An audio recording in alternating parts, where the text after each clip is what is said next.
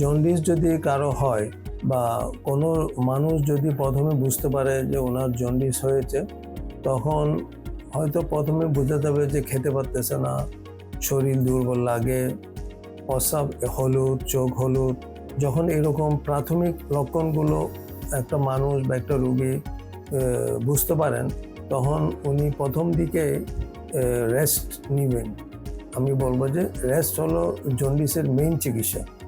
উনি সম্পূর্ণ বিশ্রামে থাকবে, খাওয়া দাওয়া কন্ট্রোল করবে, চর্বিযুক্ত খাবার অ্যাভয়েড করে চলবে, পানি বেশি করে খাবে, ছোটো মুরগি, ছোটো মাছ, সবজি, ফলমূল এগুলো খাবে।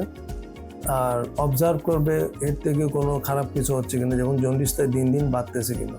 তাহলে প্রথমে হলো রেস্ট, পানি বেশি করে খাওয়া, শাক সবজি ফলমূল খাওয়া, চর্বিযুক্ত খাওয়া অ্যাভয়েড করা, খাসির মাংস, গরু মাংস, দুধ, ডিম, ফাস্টফুড এগুলো অ্যাভয়েড করবে। এগুলো তো প্রাথমিক নিয়ম কানুনগুলো মেনে চলবে। তাহলে জন্ডিসটা প্রাথমিক অবস্থায় কন্ট্রোলের মধ্যে থাকবে। আর যদি দেখা যায় জন্ডিস দিন দিন বাড়তেছে, খাওয়া দাওয়া খেতে পারতেছে না, বমি হয়ে যাচ্ছে, তখন নিকটবর্তী লিভারের ডাক্তার অথবা মেডিসিনের ডাক্তার কারোর সাথে যোগাযোগ করবে। আমি সগুড প্ল্যাটফর্মের সাথে আছি।